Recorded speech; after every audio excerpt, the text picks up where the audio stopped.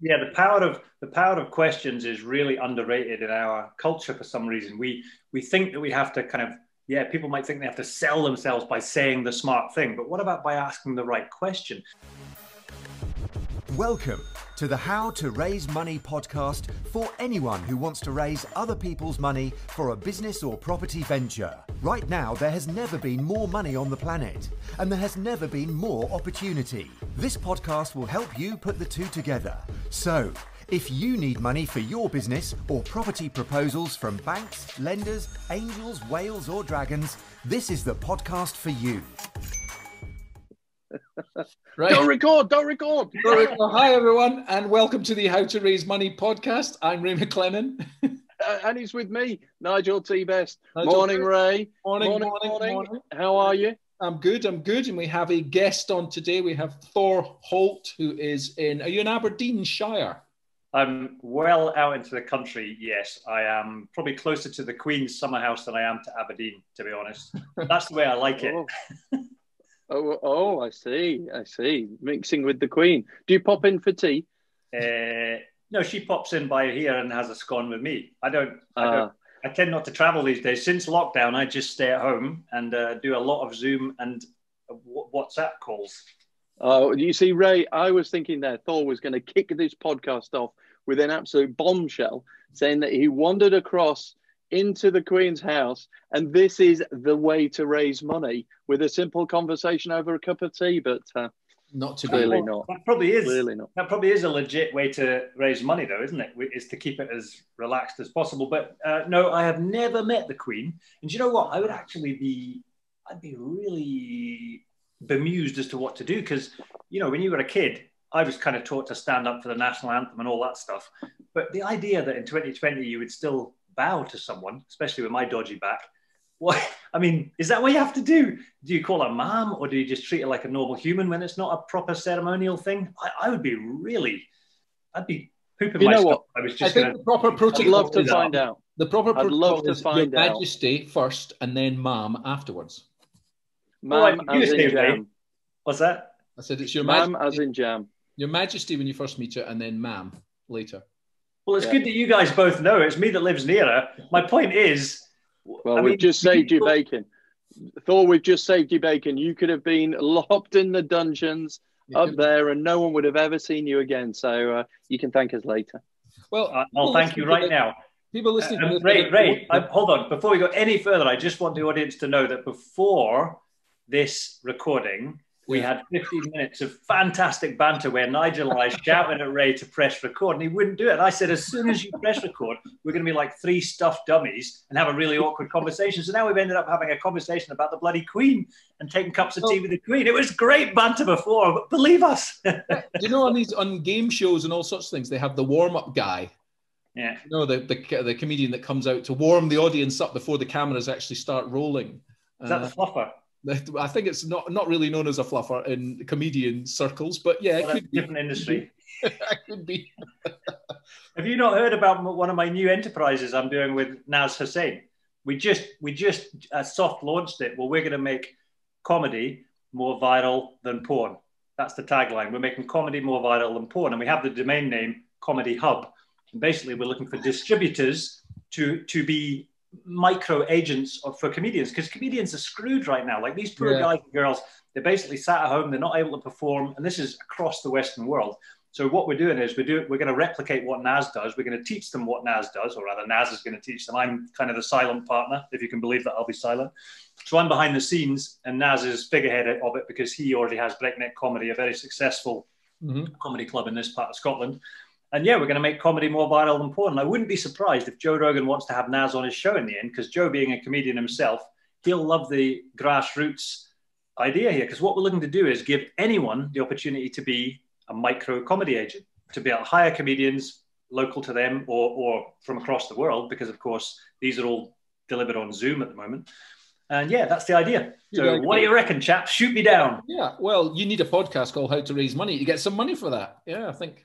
Well, you know what? I posted the video, and within half an hour, I had someone offering to invest in the enterprise. Now, we don't necessarily need investment, but that's literally what happened with the first video.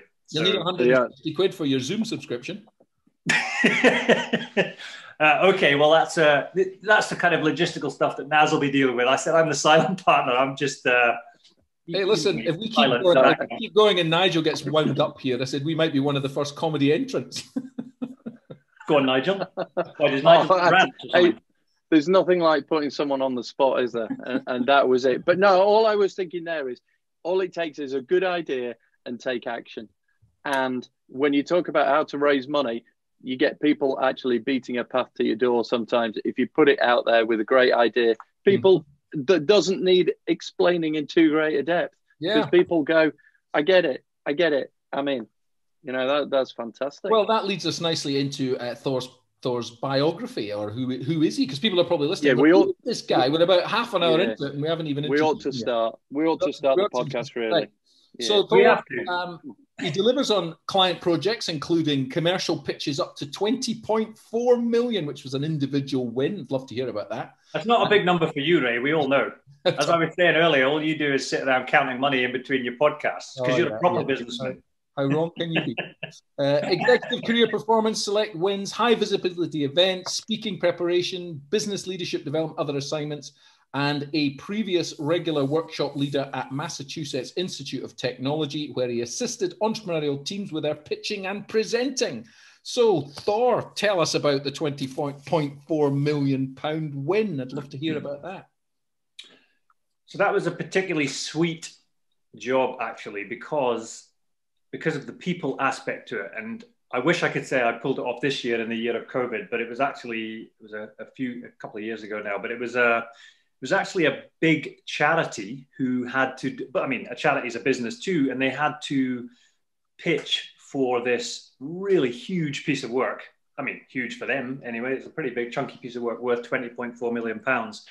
And they had never, this particular executive team who were going to be pitching had never landed anything with a pitch before. So they'd had work come to them, but yeah, they'd never won with a pitch. So pretty challenging and high pressure, because if they didn't land this piece of work, they were going to have to make redundant 1/5 of their workforce. So yeah, that to me was the real win. I quote the number just because people can be impressed by numbers, but to me, it was the 1/5 of the organization's workforce that was saved through the win. And they were actually told by the awarding panel, I wasn't there for that, but they were actually told that it was a perfect pitch. And that was the words they used, which that's lovely to hear.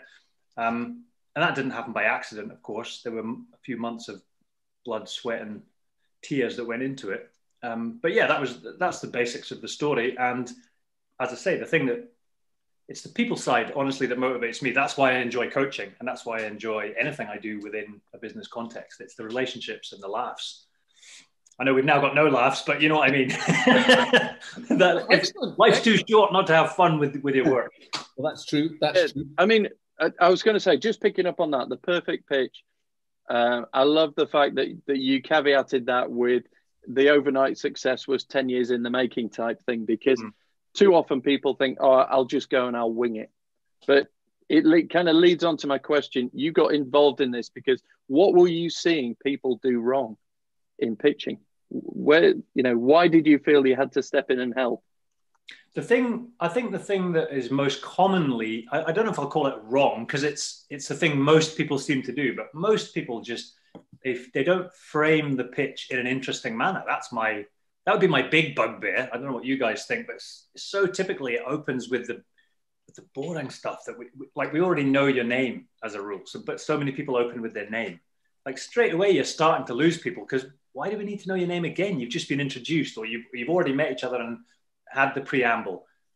And then it's the thanks, thanks for the opportunity type stuff. Again, it's just so boring. So for me, that is somewhere that I can instantly help virtually anyone who's in a pitching or presenting situation, is to help them come up with something more engaging, an analogy that works or a story that works. So yeah, that's kind of my biggest frustration with pitches and presentations generally, Nigel. Go on then. Give us, I'll put you on the spot. Give us one of your favorite starting lines. Because I'm realizing, as you said all that, we seriously need to edit the start of this podcast, because that was exactly what we did. Hello, I'm so-and-so. Hello, I'm so-and-so. So we need to cut all that. I'll get the scissors out in the back room and I'll do that. We're not pitching. We're not pitching for anything. We're just delivering. No. It's so what you're asking for a starting line to what? How do you mean? Opening a pitch. So someone's been introduced. They're there. This is the time. This is the start of the pitch. It is basically shit or bust on this one, for the whole company. And their opening line should be, I can't believe you didn't lose your temper when that client said that. I might have misquoted that. That's an actual line I used with someone in a presentation. This was a corporate, this is a partner of a law firm. And we opened with that.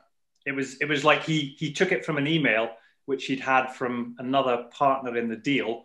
And this guy had just been getting dogs abuse basically in public. And he just stayed totally calm. So this was an email of praise to him, basically saying, listen, mate, I can't believe that you'd stayed calm when that guy was being such a dick. So we took that and we literally opened with it. So there was no preamble. He didn't say his name. He just stood up to present and just went, I can't believe, and just literally quoted it. That's just one that's popped in my head. I'm not saying that's the best one, but that's one. And it worked. No. They got the result. Yeah, it's a real pattern interrupt, isn't it? Because that is not what your brain is gearing yourself up to hear your opening line to be. So is that kind of one of the key things when you're opening with the correct framing, the interesting, it's pattern interrupt, make people who aren't paying attention suddenly focus back in. Is that one of the keys for your opening? Yeah, maybe. I don't know. Pattern interrupt's a good way of looking at it. I hadn't thought of that, but I guess, everyone does have a certain expectation, don't they, of how a meeting's going to go or how a presentation's going to go. So yeah, you're right. I hadn't thought about it as a pattern interrupt, but I guess that is what it is. The way I usually talk about it, though, is earning someone's attention. So we're not actually doing something frivolous. It needs to be relevant. Like I could just strip off and show you my COVID tummy and it would be a kind of attention grabber, but it wouldn't be an attention earner in the context of a business conversation. So my favorite one recently is I helped a guy with a wee pitch. This was actually a career job, and he needed to pitch though to because he's up against competition. It's COVID time, and there's hundreds of applicants for every role, and I had him beating a drum. a proper drum. I hope his new boss doesn't listen to this podcast because he's going to recognize it and go, "Oh, that's where he got the idea from." No, but the guy was a musician in his other life. So we had him beating a drum. Now it was relevant, and I'm not going to say why it was relevant because that actually would start to give away who he is potentially. Okay. But it was completely relevant. So we had the drum as a heartbeat, and there was an environmental theme to the pitch, and it absolutely worked. He actually got back to me and said that the MD had been basically in tears because it was just so powerful. So it's not gratuitous though. Like, we could come on and just do silly things and tell silly knock jokes and pattern interrupt. But there's got to be more to it than that. It's got to be real. Yeah. I'm writing this down. This is gold. I'm writing. Or I know that you help a lot of sort of executives to pitch for work, on online and in person and so on. And it reminds me, when they always say, "Well, thank you for your interview today. Is there any questions you'd like to help us?" And one of the best ones I heard was the guy said, "Yes. What does it take to be successful around here?" And they immediately said, well, actually, if you start doing so-and-so, so-and-so, so, and they became, the person giving the interview then became a sort of quasi mentor because here's what you need to be successful here. He gets the job and then I'm going to take you under my wing and look after you because I've told you what it needs to be successful. But it was a brilliant one. I got my son, he's only 11, but he's at a football academy, and new coaches came in. And I asked him, I said, say that on the first day of training, which they went back to say that. And that's exactly what's happened. They've kind of taken him under their wing. Now, he's in a football academy. He's not the best player there by any stretch of the imagination. Some really good players there. He's a goalkeeper. He's worried that he's not going to grow tall enough to stay being a goalkeeper. But, I think he's in there with the bricks. The power of questions is really underrated in our culture for some reason. We think that we have to kind of, people might think they have to sell themselves by saying the smart thing, but what about by asking the right question? So there's a question I get people to ask, or a version of. You're right, Ray. There's a question, bit of COVID there, mate. I was coughing. I muted myself while I coughed. How's your sense of smell? Perfect. Good. No, but there's a question I get my career coaching clients to ask a version of that works for them towards the end of an interview.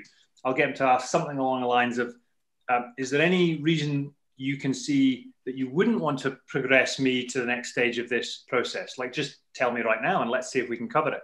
Like, it has to feel right for them, but a version of that. And it's again, I guess, it's a bit of a pattern interrupt where they're not expecting that level of bluntness, but it seems to really, really work. So yeah, questions, much underrated. I love that idea of your kid asking that question of the coach. My daughter has a job at a stables. And when she went for the trial day, I said to her, Amelie, you need to shovel shit with a smile on your face. And when you finish shoveling the shit with a smile on your face, go and ask your supervisor, what can I do next? What can I do? And just keep asking and you'll get the job. And she did. She did that and she did get the job. Luckily, all the unemployed oil guys didn't know about this job at the stables that was going to begging, or they'd all have been there shoveling shit with a smile on their face too. Because that's the situation in this part of the world, I'm afraid. Oh dear. It's interesting what you're talking about there in terms of the question, the power of questions. Why do you think, you said it's a trait of ours. Why do you think we have that trait? Why don't we teach people to ask questions? Well, that's a great question. I don't know the answer. There's probably a PhD in that because it is pretty fundamental, isn't it? Yeah, I'm honestly not sure. It's so easy when you're sort of explaining some of these techniques, it suddenly becomes so obvious and blindingly obvious how you can step up, step out, stand out from the crowd with something so easy as maybe half a dozen words, a dozen words. You can suddenly make yourself memorable. It's amazing why we don't do it. And I think back to when I was leaving university, which was early 90s, and nobody was getting jobs. It was a terrible recession. It was a nightmare. And I went into one of those cauldrons of 20 or 30 people all doing a group interview with, I think there was 2 jobs going for it. And it was, how do you stand out? And when it came down to the individual thing, you had about 30 seconds. And they said, well, tell me something about yourself. And I just said, I'm 6'4". And the person laughed. And she wrote it down. She said, I'll remember you for that. And I got the job. And when she came back, I said, what was the difference? I said, you were all the same. You're all much of a muchness. But I remember you saying you were 6'4". And she said it was such a random thing to say. And as I said it, I thought, you idiot. What have you just said that for? That is the dumbest thing you could ever do. And it was only later that I realized, okay, so saying something slightly different was the only difference in me getting a job or not. So, around about that same time, Nigel, I was in West Lothian working with a company that were creating a factory for recycling clothes. Okay. And we had to recruit 50 people, I think it was. Now, this was in an area of sort of deprivation, not many jobs around, took over a disused factory. And the idea was that they would send trucks all around charity shops in Scotland to pick up the bags of clothes that the charity shops couldn't sell. And then these clothes were all sorted out. So you'd sort out the woolens, the denim, etc. And a lot of it was sold in what's called African bales to go to Africa, where, you'll always see them, in South Africa when they're protesting, they're wearing Manchester United shirt from 20 years ago. They get sent over there. So what we needed to recruit was lorry drivers, forklift truck drivers, but then a lot of women, usually it was women, who did the sorting on a conveyor belt, because they would stand and chat for hours and sort everything out and throw it into buckets and all that.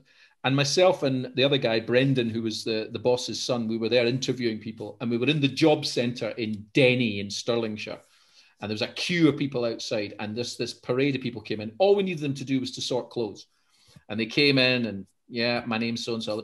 And after day 2, when we were virtually frazzled, we were almost at that point of, look, the next person that comes in is getting a job. I don't care. I don't want to listen to any more people talking. And then this woman came in and sat down with a big smile on her face.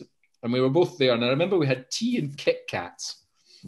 And I was looking at my Kit Kat and I was thinking, I really want a bit of the Kit Kat, but I have to listen to this woman first.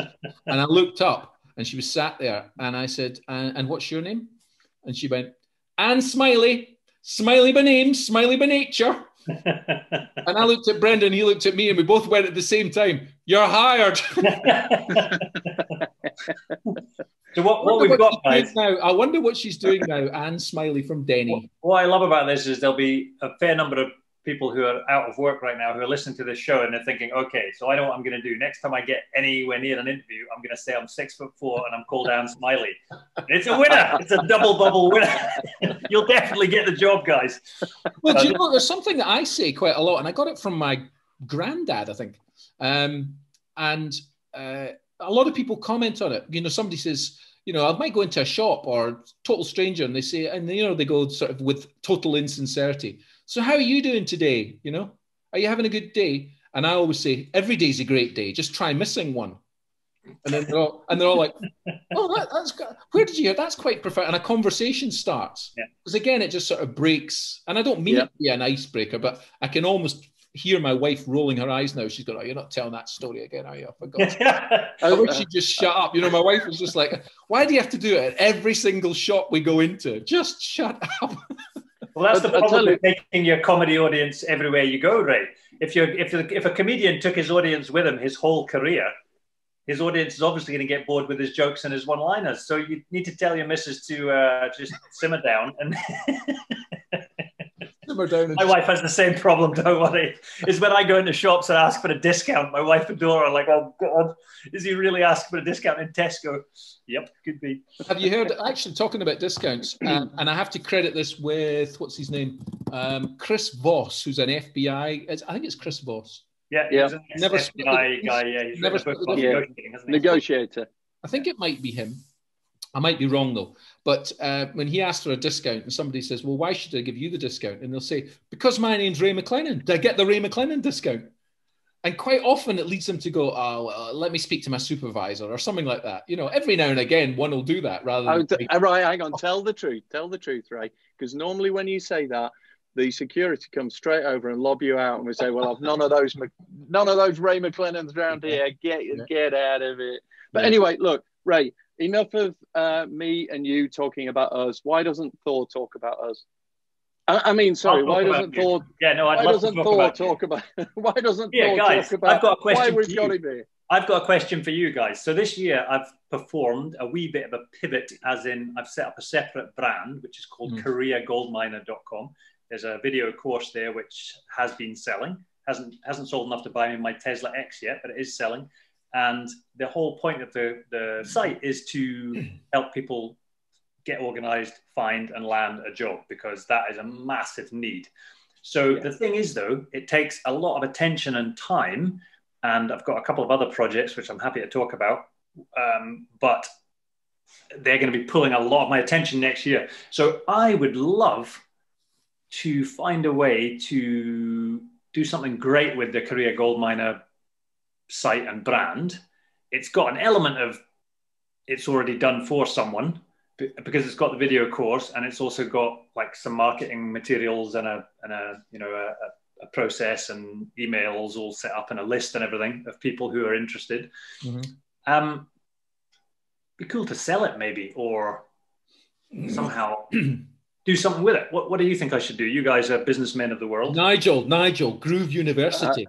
I think that was a really elegant example of a pitch to us. You know, thank you very much. No, great demonstration of this skill, because there was a bit of intrigue in here, and it was also that sort of opening yourself up and asking for help on there, which immediately gets our brains thinking as to, I don't know about anyone else, but when somebody puts something like that in front of you as a bit of a puzzle, a bit of a challenge, there's parts of me that always goes, right, I've got to solve this. Yeah. So I think anyone that's out there that is a solver and is listening to this, they'll be going, oh, right, well, you could do this. What about that? And it's a great spark. It's we're the dry tinder, and you've just put the spark to us, and now all you need is someone just fanning the flames to get this idea out there. So I've got loads of thoughts on that, because I think that it's such a guy thing, though, isn't it, to want to solve problems? I mean,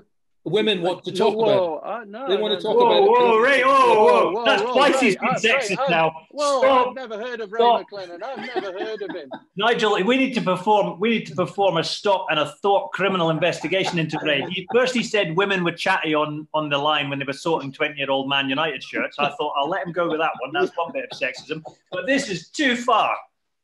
Call the cops. I'm offended. Controversy. I told you not to press record. I told you don't press record, Ray. This stuff could end you. Well, to be honest, it actually could. If you come north of the border again, there's a new hate crime bill coming in. I'm pretty sure you just fell foul of it twice in a row, Mr. McLennan. Oh, well, I think it's called doing a Ratner. Is that right? Whoa, don't get poor old Gerald. Flippin' heck, he's still getting harassed like 30 years later. The guy's made billions again since then. He has. Actually, he's just got a new book out called Reinvent Yourself, which I just arrived here the other day. And that's proof there's no such thing as bad publicity in the end, because we're now selling his book for him. Absolutely. Having all those years ago, the guy's been through all this trauma and all the terrible things that happened to him. I have actually shared a stage with Gerald Ratner. Cool. And I have a book, To My Partner in Crime, it says, from Gerald Ratner, signed by him. So I have a lot of time for Gerald Ratner, a lovely guy. Yep, like him a lot. So yeah, if I have my own Ratner moment, I don't mind that. It's fine.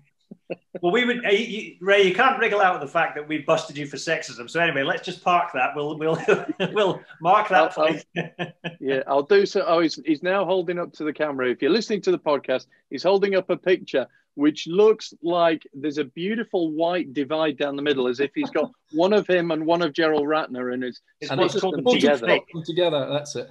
Nigel, it's what's called a deep fake. They've got videos these days where they can do deep fakes, and that looks like one of those. Ray's put that together himself. He's got all these pictures of him with famous people that he's glued together.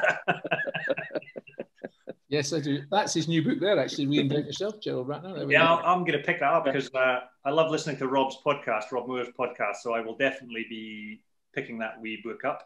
Yeah. Where did we get to, though? We were talking about something serious, and one of us... we were. Career, yes, exactly. The very reason you're here.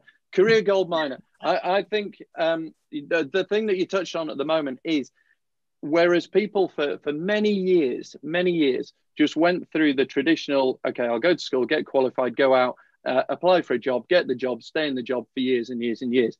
The gig economy and everything fracturing, splintering out there, suddenly people are faced with a situation that they have never been exposed to before, never really been taught in school, because the people who are in school have never been through it. So it's an experience that is very hard. And the fact that you're doing it, putting something together in a box, in a package that can handhold someone through a process and give them the best chance of getting that job, I think is, really quite remarkable, obvious, but still remarkable. So tell us a little bit more about, you say it's fairly new, but how are people finding it? Is it successful? Well, people are getting jobs off the back of there's a free PDF called Captain Your Career, which is based on the analogy of, being a pilot of your own career, basically, and just taking control of the joystick and doing what you want to do rather than just letting the economy crash and burn you. So it's a 21, 22-point plan, just a checklist. As aviators will know, you have checklists for everything. That's why planes don't crash, because pilots follow checklists.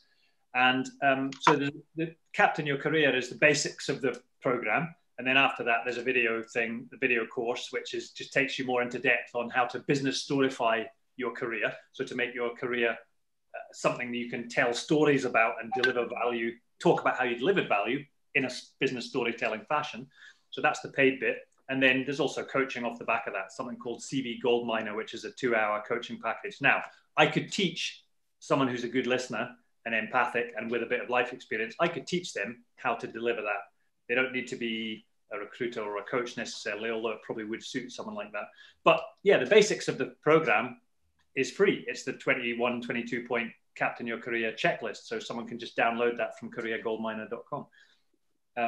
Yeah, that's it really. It's simple. I mean, yeah. And isn't that the thing that, if I always tell my kids when they're struggling with something, I said, look, everything is a game.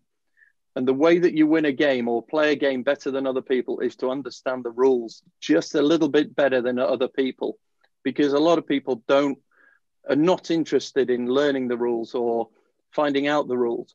I said, I remember as a kid trying to play, they made us play rugby, and they told me to stand somewhere. They told me I was something, and I didn't know what that position was, and I didn't know where to stand. So I just kind of wandered over to an empty bit of grass and stood there. Yeah. And then, I kept getting shouted at, and I just thought, this is madness. I have no idea what they're doing. Some of them are hitting each other, and the ball isn't near them. Some are over there, and they're kicking it, throwing it. I didn't understand it at all. And so I didn't feel I could join in. And a lot of people, I was almost on the sidelines, and I feel a lot of people in society may be like that.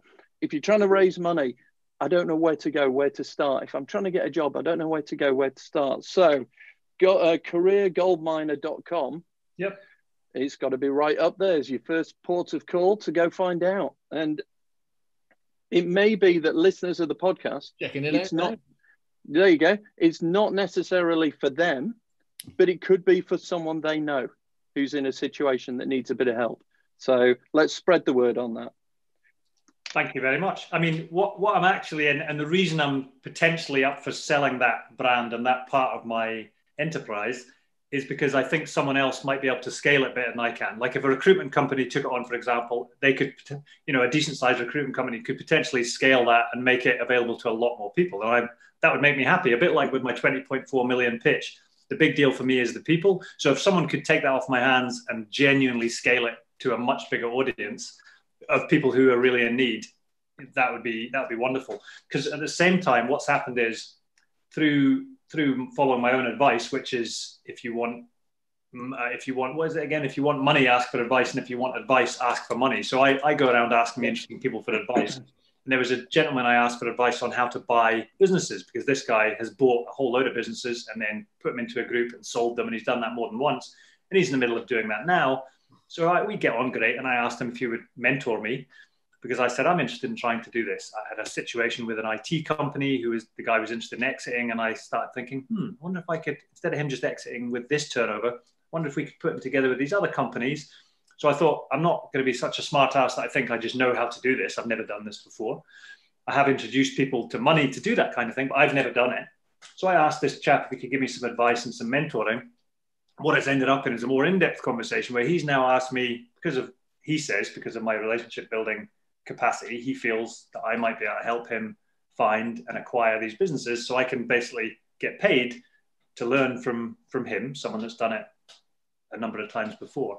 So I also recognize that that's going to take quite a lot of focus. I don't think it's just a piece of piss, but I just send a couple of emails. I get that there's a big process and there's a lot of time potentially involved. So that's another reason why I'm thinking that the career thing, much as I love the actual one-to-one coaching, and I genuinely do, and I get good results with it, I suspect that my focus isn't going to be, you can't focus on too many things at once, can you? So that's another one of the reasons why I'm looking at it potentially moving stage left as I move into this new phase for me. So yeah. Okay, that was a bit of a ramble. Sorry, I should have asked a question at the end. No. I mean, it's perfectly all right. I'll just edit that bit out. Edit out the bit where Thor went, wow, crap, landed. Right. Two big questions that I'm sure everyone has got on their mind is, how can you help me raise money? Mm-hmm. And what's the background behind you being called Thor? Genuinely, if you want to raise money, you should probably speak to Ray, because he's probably better at it than me. I mean, I've helped people raise money a number of times, but I don't do it daily, so I wouldn't want to pretend that that's my top forte. I've raised money myself for a business that is going to be on Dragon's Den next season, because I have a share in the business. But we did that with a proper pitch over a beer. I mean, we did that over a beer at the Indian, though, with an investor who we had gotten to know and built a relationship with. So for me, it's virtually always about relationship building. It's not about some mechanical process. And I know that maybe isn't helpful to people, but the people that have money and are interested in investing, they're just people, and you can get to know them. And in the modern world, you can find pretty much anyone. No one can expect to just listen to a podcast and go, oh, that's how I raise money, and then within 5 minutes raise money. There's always a process. Don't say that. Don't say that. We'll get. Sorry, I ruined the premise of the podcast. Yeah. So where do we get to? Yeah. So for me, it's always about relationships. It's always about the story, i.e., why should this person trust me? Well, it's not because I say my name and my company values and thank them for the opportunity. It's because I've got a plausible story. So my own story needs to build trust. The businesses, the ideas, story, whatever the thing is, the story needs to hang together and be credible. Unless you're Bernie Madoff. Right. Well, no, that's good. I never heard his pitch. Go on, Nigel. I was going to say, no, the other key thing is Thor. Okay, how did you get that name? Give us the reason for that. This is going to be. A lot of people do assume it's some kind of stage name, and as I said in a TEDx talk I gave years ago, it is not my stripper name because I would not be. That would not be good business for me. Not with COVID belly. A hippie dad. What's that, Ray? Not with COVID belly. No, exactly. Not with COVID belly. I don't think people find that particularly attractive. Yeah, so my mum and dad were hippies, moved up to Shetland in the early 70s. And Dad says that he thought the name Thor would help me fit in Shetland because there is a strong kind of Scandinavian Viking influence up there. And it's a good idea. It's a good theoretical. However, same with a lot of ideas, the application can be different to the idea. And my mates just had normal names, Alan, Stuart, Martin. There weren't actually many Scandinavian names. There were a couple of guys who had Norwegian names because they had Norwegian dads or something. But for me, with English hippie parents living in Shetland in the 70s and 80s, yeah, it wasn't the fun conversation starter it is now necessarily. It caused me to learn how to fight as a kid. As Johnny Cash wrote, life ain't easy for a boy named Sue. Yeah, precisely. So although it's a macho name, you then need to try and live up to it in some way, I guess. But yeah, so it was hippie parents, Nigel, is the truth. And I love them dearly. And I thank Dad for the name, but I'm 47. And now it's an interesting conversation starter. As an 11-year-old little English hippie kid with all the big, tough Shetland lads, it was not necessarily a bonus. So, yeah. No, but yeah, I mean, it's unusual, and there's always normally a story behind it, and it's as you say, it's that I think draws people in when you just peel back a little layer of the onion and reveal a little bit something else. Because talking there about relationship building, so if you're looking to do this, it's relationships. My uncle, who was very much involved in certain things for many years with people who've gone to be billionaires, he said it's all down to partnerships. I said, what's the secret of success, Uncle Stephen? And I said, what is it? And he said, it's partnerships. I like it. And you've got to trust people on both sides. It's got to work both ways, and you've got to get on with people. But I guess that's kind of a life lesson as well as a business and how to raise money lesson as well. But coming back to talking to you mentioned about mentoring, and you've had mentors yourself. What do you think they did for you in terms of prepping you for where you are now and what you've achieved? I think the most memorable mentor who pops straight in my head is Bob Keeler in terms of for public speaking. And I think what I loved about Bob's mentoring was he was direct and to the point, but with a sense of humor.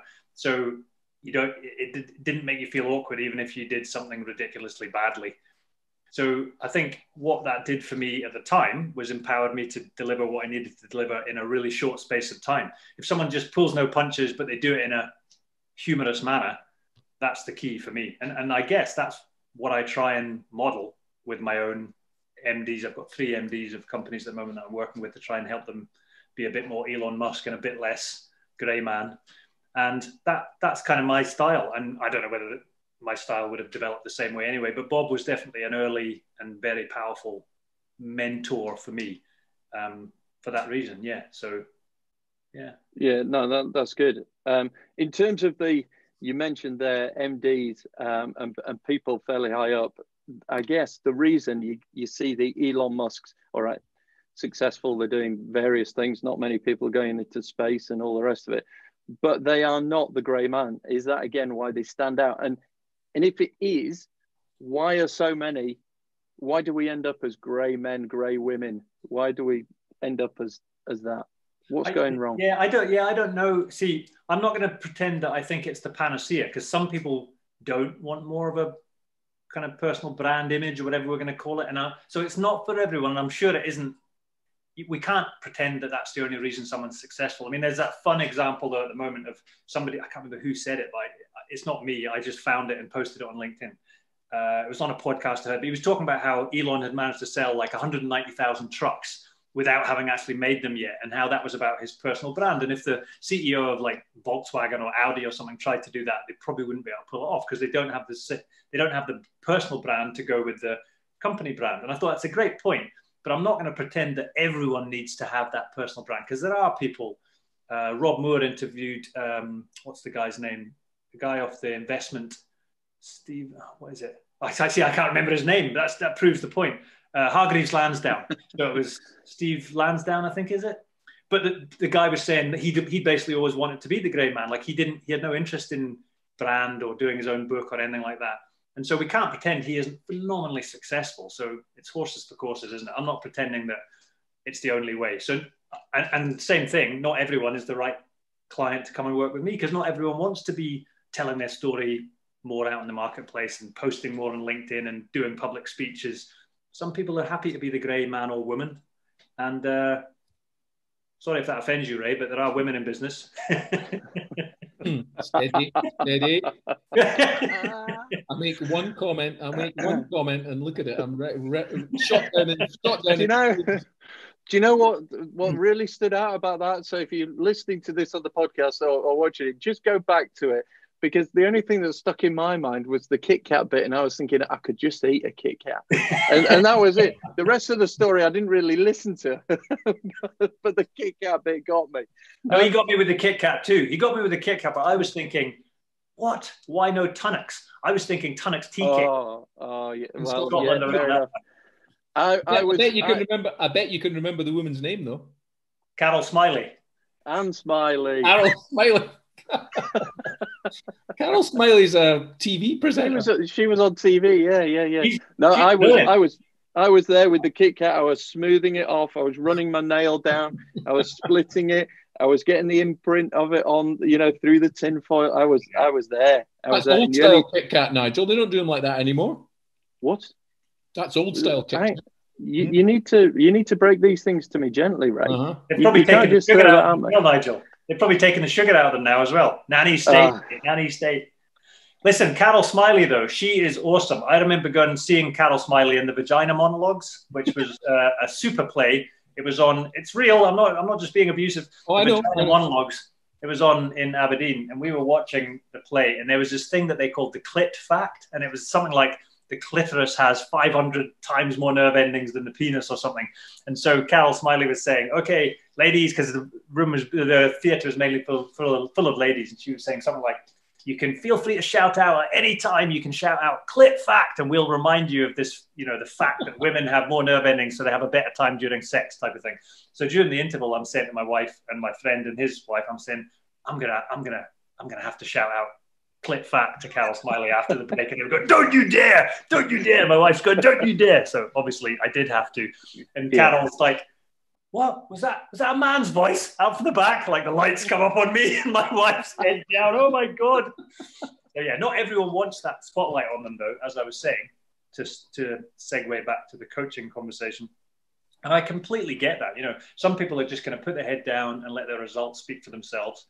And that is also fair enough, because that also obviously works.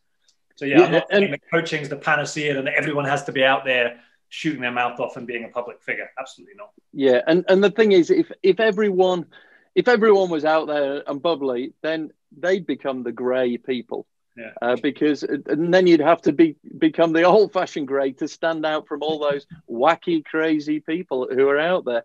So it is a strange one. The only thing I'd say is, when you're at a certain level and there is no distinguishing factor, we're back to that conversation when you're faced with interviewing 10 people and there comes a point where you've got to do something. So coming back to Bob Keeler and how he taught you on public speaking, there are times where people have to get out there, and pitching is, you've got to verbalize it. It's very hard to do it in mime. Marceau style or something like that. That's gonna be hard. So, what would you say? So, anyone listening, watching, just one thing, a couple of things that Bob said that you went, right, okay, that's useful, and that you feel has worked. Bob said, never let the truth get in the way of a good story. Now, don't tell Ray that. For God's sake, we'll never get off this podcast. But what he meant was, he didn't mean tell lies. You still need to base your story on truth, but you probably need to, for example, cut the dialogue down and have the punchiest bit of dialogue. For example, so yes, there might have been 8 lines of dialogue, but we only need 2 or whatever. We're going to create something that works, that hangs together, that has a core of truth. But if we need a funny line, for example, we might create the funny line. Or if we need to use a prop, we'll use a prop. So yeah, I like Bob's attitude, which was humorously, never let the truth get in the way of a good story. He wasn't saying be a Bernie Madoff bullshitter, but what he was saying was, we need to hone this thing. We need to craft it. We need to test it in front of audiences. We need to take the pitch through to a place where we know that it's going to work. So it's that level of discipline that Bob applied as well, which I think comes from my own professional acting background, is you take it through a process. It's not just a matter of developing it on day one with a set of slides and going, well, that'll work because it's all true and it's all about our company and our proposition. That's not enough. You then need to take it through a process to make sure that it actually works. So using test audiences was another thing that Bob rammed home to me, which I found really helpful. Yeah, so whatever you come up with, you've got to practice it. You've got to refine it. It's almost certainly not going to be right to begin with. So many people think, well, I'll just knock together some slides. And it may look awesome. It probably does. But does that hang together as the thing that's going to be considered the perfect pitch in the end? Probably not. If you haven't had a test audience or a test decision maker look at your pitch and really push hard and ask you some challenging questions, it's probably not ready. I mean, it might be, but what's the chances? Because most of us can't pull it off first time. You almost certainly need to take the knocks, take the challenging questions, and take it through a process. Yeah. And it's also vital to get feedback from people. One of the things that we do is if people want to do a pitch, pull a pitch together, we'll do a Zoom call. We'll meet over a cup of coffee. Yeah, if we can. What are you saying? How to raise money? Buy the mug. Buy the mug. It's going to be on the website soon. You got merch? You guys got merch? I can buy. Yeah, we will do soon. And get the feedback, because the feedback is what hones it. It can fine tune it. I mean, I've tons of examples of the thousands of pitches I've looked at over the years. But one of the best that stands out, I suppose, was a couple of guys that were absolutely terrified of public speaking, couldn't stand in front and do it. And I said, well, why don't you create an evergreen video? Just create a video that you can just play the video and then you can do Q&A. And they did that, and it was one of the most successful pitches ever. Success defined by how many people wanted to invest in it. And in those days, when we did the pitches in a room in a lawyer's office in London with maybe 20 to 40 investors there, you'd stand up at the front, you get a 10-minute pitch, and then they would mark down if they wanted to invest in you or not. And most people got sort of 50, 60%, but these were the first guys to get 100%. So that was the measure of success. And they've since gone on to use that video in the last 4 or 5 years. Same video, because it still tells the same story. And the story is about, their product and the problem it solves, not about them or anything. Yeah. I mean, they don't get a mention until the very end. It just says, I love that. I love that, Ray.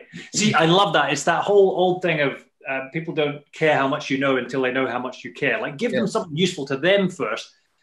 That's actually a really fun little differentiator I get people to do sometimes. Rather than introducing the presentation with their name, say your name in the last line. So you give them everything else first, and at the end you say, I've been Thor Holt, and I'd love to take your questions, or whatever your ending is. Yeah. Because they need to know your name then, because they're about, oh, Thor, they're going to ask you a question. Whereas what most people do is open with their name, then bore the hell out of us, and by the end, we couldn't care less what your name is, and we can't remember it anyway. So yeah, I love that. I love the way those guys did it. They made it individual with that video as well. They differentiated by having a video, and they played to their strengths rather than to their weakness. So I love it. Yeah. There's one other thing. I need to close a loop here, because Nigel mentioned Marcel Marceau, and I can't help. He was a great mime artist. Yeah. And I have to put in the factoid here of the reason he was a great mime artist is he was a member of the French resistance during the Second World War. And to communicate with other members out in the field and in villages and things like that, he used to mime. That's how they communicated their messages. And then he went on to become the great mime artist that he was. Did he come out with that phrase? Listen very carefully. I shall mime this only once. And mime this only once. Was that him? Yeah. Audio listeners can't see me face palming at Nigel's joke there, but that was a great show. Hello. That was a wonderful show, which probably wouldn't be allowed these days for reasons I can't think of, but it was a great comedy. It was one of the best, and I have to say, it's I'm a great fan of the visual. I'm a great fan of the visual. There we are. Oh yeah, they are. So he's showing a picture of showing René. a picture of the inept policeman that can't speak French talking to René at the cafe. Yeah. And he always started off with, "I was pissing by your shoop."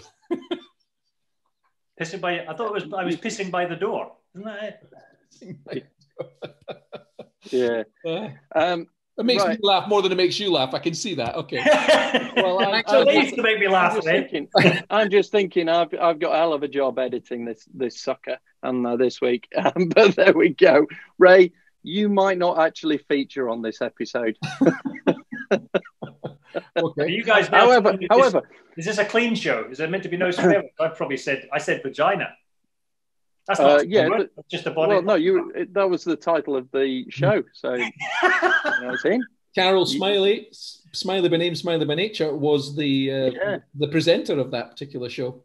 I've got a top tip. See what you think, because I don't think some people ever grow out of this, and I see it when I'm interviewing people for jobs. So see what you think to this, but. If you've got kids, if anyone's listening, if you've got kids and they do some work and they say, "Oh, come and have a look at my work," and it's kind of, they've sweated, they've taken, they've really thrown their heart and soul into it and spent maybe 4 minutes writing an essay, and you get given this essay, and you take one look at it and you think that is rubbish, but they are thinking it's perfect. They are thinking it's absolutely amazing. And the one defining thing that makes them sort of realize, maybe I need to do a bit more work on this, is I get them to say it out loud. I said, right, don't show me it, read it out loud to me. And within 10 seconds, they're kind of scratching their head. They can't make sense of what they've written. And, it's one of the best revealers as to what you have done and whether it's any good. And I don't think a lot of people ever have that pressure to read it out loud, and when it comes to the pitch, they've nailed their name. Hello, I'm Nigel Best. But after that, it's garbage.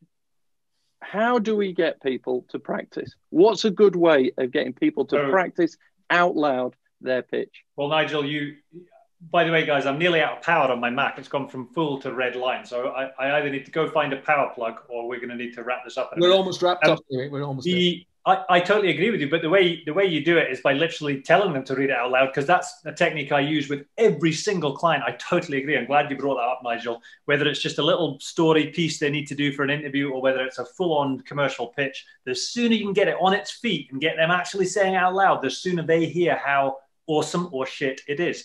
And that's fine. There'll be some bits that are great and some bits that are terrible.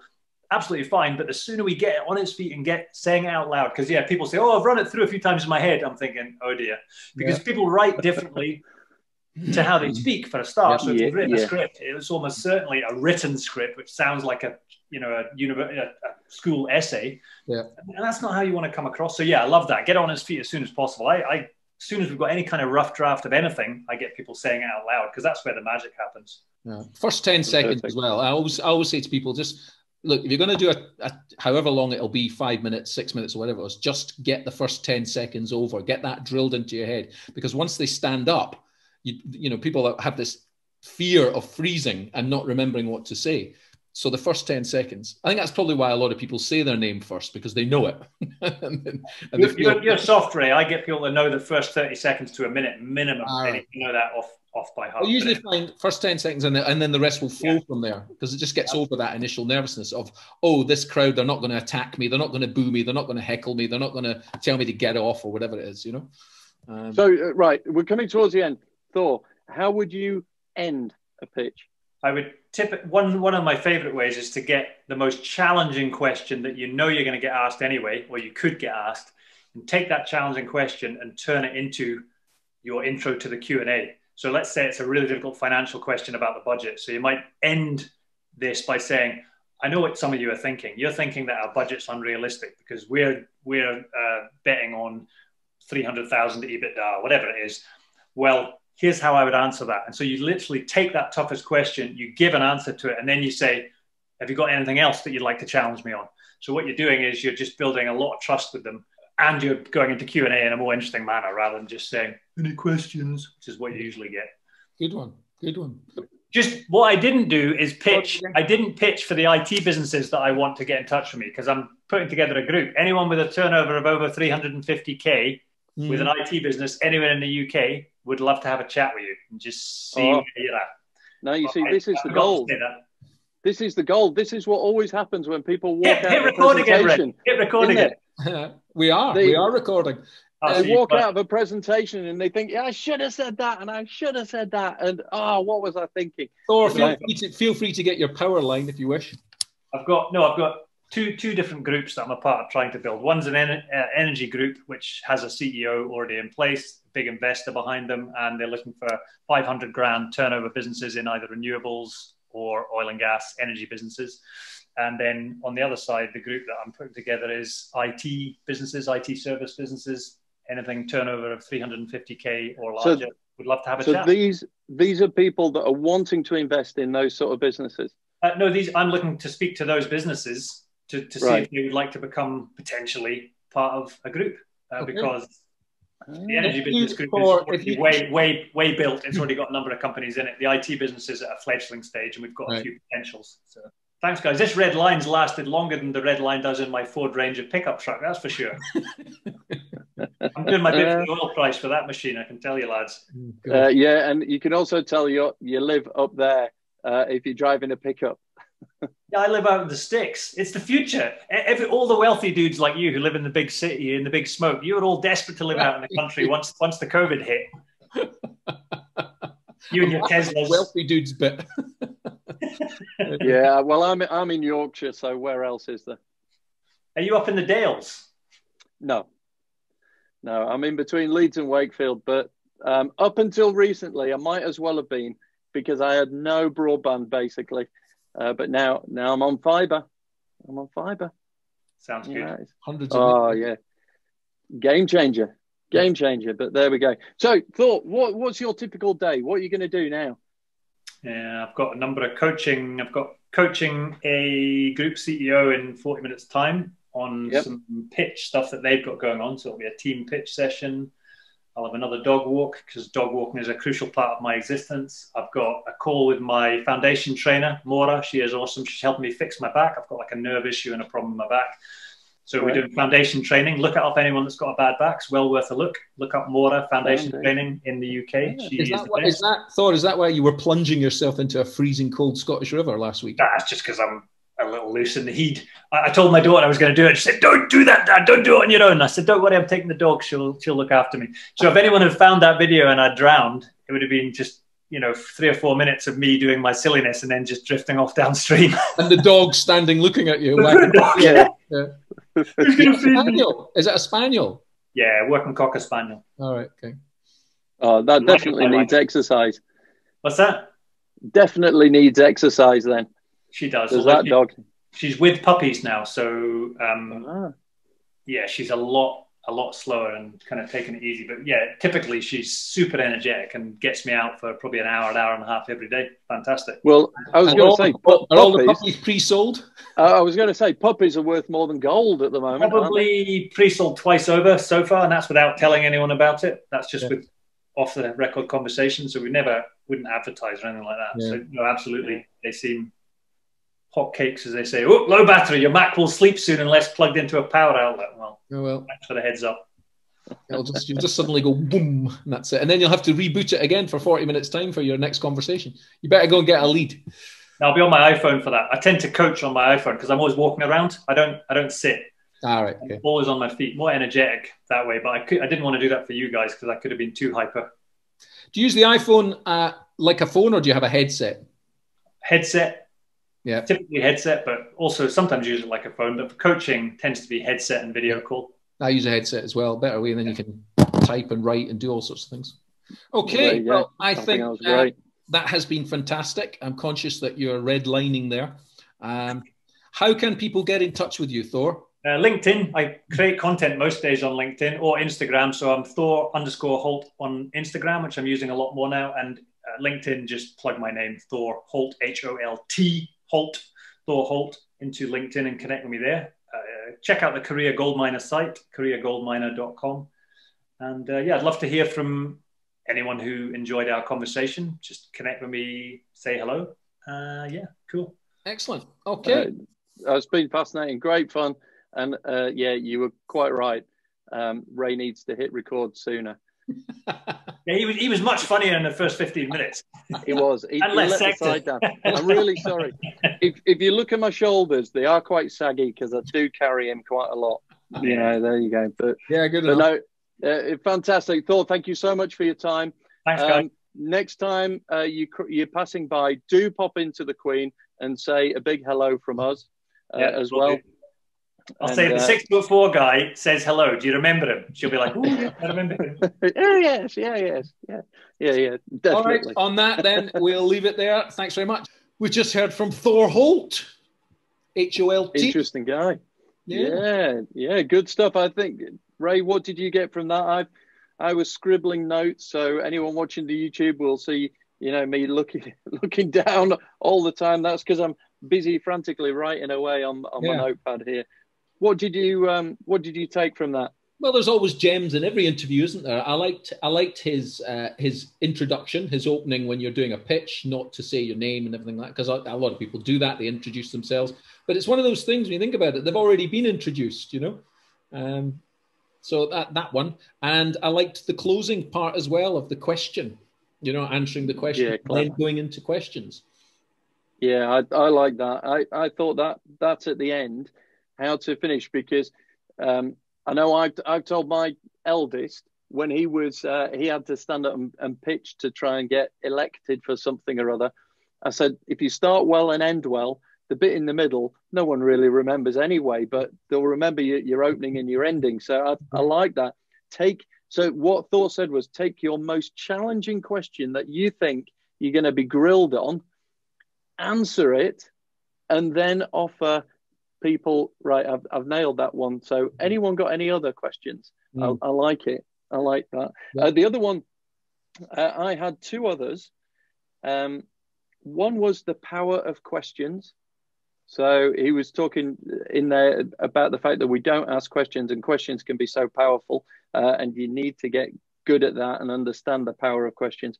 But the one that I really loved was his phrase where he said, you've got to frame the pitch in an interesting way, but you've got to earn someone's attention. Mm-hmm. I like that.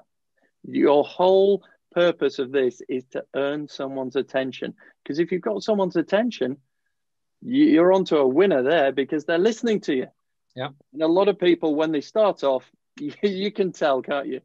Right? You can start a presentation and you can see them and you just go, oh, God, we've all had death. This is going to be terrible. We've all had death by PowerPoint. Yeah, that's for sure.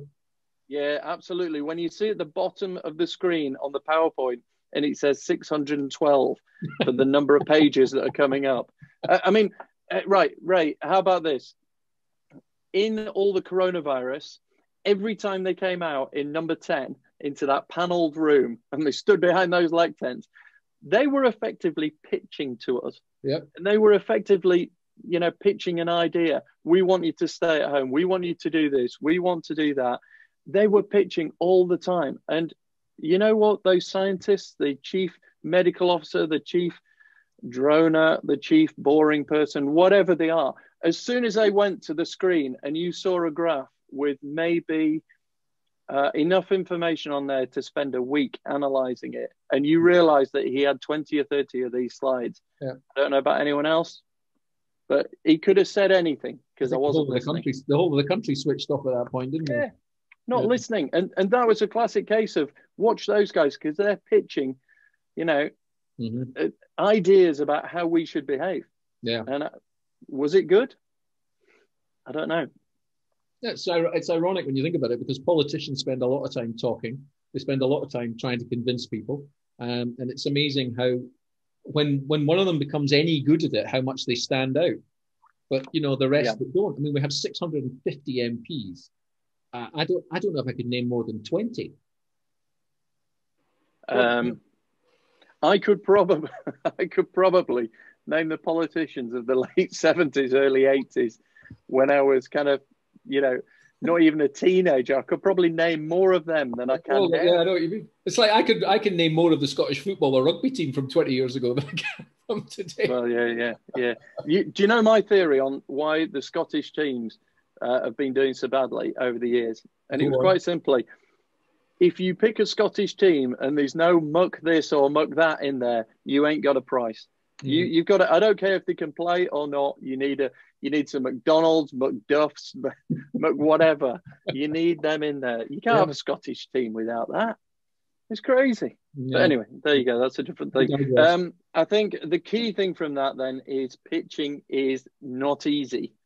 It's easy to get it wrong. It's not easy to get it right, and you need to work on it. And there's some good stuff in there. I know, Ray, we've got some that's coming out on our revamped website where we're going to be, sharing with people how they can get. And I'm pointing to the How to Raise Money mug.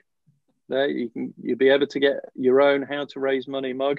But we'll also be doing, good pitches, perfect pitch information about that. Yep. So there'll be lots of information out there to help you. And are we ever going to get Robert on this podcast? Robert Upright. Are we ever going to get him? Are we ever going to get him on here? I think we ought to ask him, but he's such a perfectionist that he would want this completely scripted before he would come on. I don't think he'd want to do it. I don't think he'd want to do it off the cuff. Well, I think we could record it and see what happens. Yeah, we need to get him on because he was talking about there, his mentor Bob Keeler, public speaker. He found that very, very useful, to get that teaching, that mentoring, that coaching. And, we know Robert, he's very good.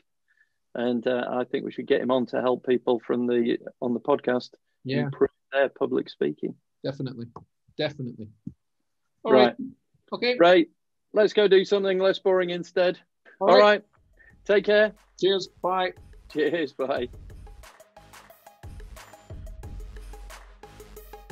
Thank you for listening to the How to Raise Money podcast. It's made for people who want to raise money as debt or investment equity for their business or property proposal or empire. The website has all the useful links and underlying research, and you can get downloads of the checklists and other useful information. See you next time, where we can show you how to raise money. There is abundance. There is money enough for everyone on the planet. The question is, who has yours?